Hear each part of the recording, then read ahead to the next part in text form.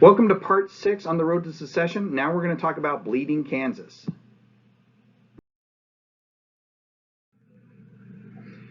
In the aftermath of the Compromise of 1850, you're going to see an increase in the amount of propaganda and anti-slavery propaganda being published in the North. This is going to include works like Uncle Tom's Cabin, which was written by Harriet Beecher Stowe and published in 1852. And this book is designed to show people just what it was like to live in a slave society. You know, what was it like to be a slave? Remember, if you're a Northerner, you're not necessarily exposed to slavery on a daily basis, and you perhaps don't have a really good concept of what it's like. Well, this brings into very vivid detail. Matter of fact, this story is a tragedy if you go through and read it. It's designed to be right in the face of those who read it and say, look, this is how destructive slave society is on a cultural and social basis, right? It's so profound, in fact, that Uncle Tom's Cabin will be illegal in most southern states.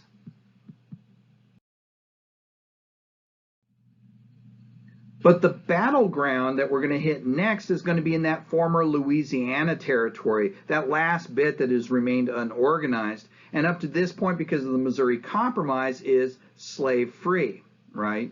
But there's going to be an effort that's going to begin to try and get this area organized. Specifically, there's going to begin talk about creating a transcontinental railroad to link up California with the East, right? And Stephen Douglas from Illinois wants to make sure that if there's a transcontinental railroad, that it goes through his home state. And specifically, he wants it to terminate in Chicago, his hometown, right? So by 1854, he's going to begin lobbying for the Kansas-Nebraska Act of 1854. Like I said, he's going to be the primary lobbyist. It was actually created by a Democrat from Michigan named Lewis Cass, right? The whole idea is to take that last remaining unorganized territory from the Louisiana Purchase and organize it so that you can get states cut out of it and therefore have that transcontinental railroad put through it. Okay, but you're going to have to give the southern states, the slave states, some kind of bones, right? You're going to toss them some kind of bones to get them behind it. So how are they going to do it? Well, here's the provisions of the Kansas-Nebraska Act. First of all, it's going to repeal the Missouri Compromise. You got to, in order to make this work. So now the Missouri Compromise, which outlawed slavery in this territory, is gone, right? Then it takes this territory and divides it into two. You have a Kansas territory in the south and a Nebraska territory to the north. Now, the Nebraska territory is still no slavery allowed, right? But it's a little bit different in the Kansas territory.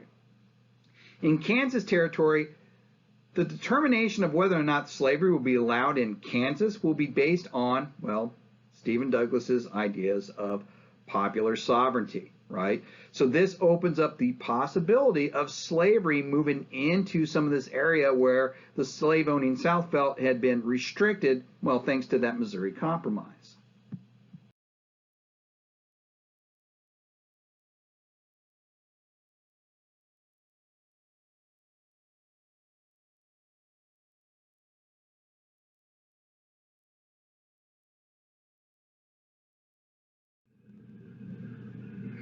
Now, like I said, on paper, popular sovereignty seems like such a great idea. Just let the people decide, right? But in application, it's a nightmare. For example, Northerners realizing that Kansas was going to be possibly open to slavery, and it has a slave state right next door in Missouri, are going to begin organizing groups to get free soilers, as they'll call themselves, moved into the territory.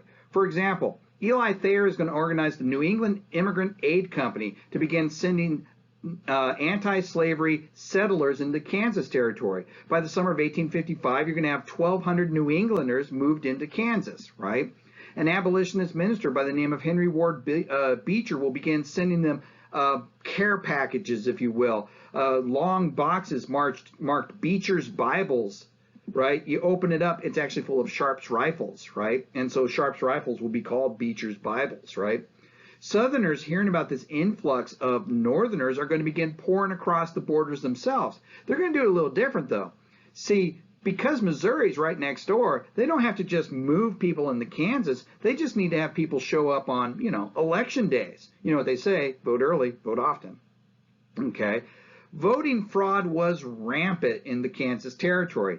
I'll give you an example. In November of 1854, only half the ballots cast in the territorial congressional election were cast by legal residents. In one location, you had 600 votes cast in a place where there were only 20 registered voters, right? So when the territorial election that's going to determine popular sovereignty took place in March of 1855, this was no different. The same thing. These border ruffians, as they were called, began streaming across the border to vote on the issue of slavery, popular sovereignty, there in the Kansas Territory. What you're going to have happen is you're going to have 6,307 votes cast in a territory that only had 2,905 registered voters, right? Only 791 voted against slavery. So, popular sovereignty, well, for the pro-slavery component, wins, right? This outraged Northerners, and those Northerners that had moved into Kansas Territory, and so they declared that election a fraud, and they set up their own free state government in Topeka, right? So now Kansas suddenly has two governments, the free soil government and the pro-slavery government, right? President Franklin Pierce is going to be presented with this, and he's going to recognize the pro-slavery one. So in 1856, the pro-slavery capital was set up in Lecompton, just 12 miles away from a free soil settlement called Lawrence, right? A government commission showed up in 1856 and had determined that there was rampant fraud in this election, but despite that, like I said, the president refuses to acknowledge and recognize these claims of fraud, and he lets the election continue to stand, right? The pro-slavery groups then began attacking the free soilers settlements. For example, on May 21st, 1856, around 800 pro-slave men rode into Lawrence, and they burned the Free State Hotel. They destroyed the only two printing presses in the town that was printing anti-slavery propaganda, and they generally ransacked the town, right? In retaliation to this, a abolitionist by the name of John Brown, we'll talk about him some more later, is going to lead a group of 5 men, including a couple of his sons, and he's going to run across a group of 5 slave owners, right? And he's going to attack them on May 24th, 1856. These men are going to attack these slaveholders with broadswords, right? This is getting a little intense now, isn't it?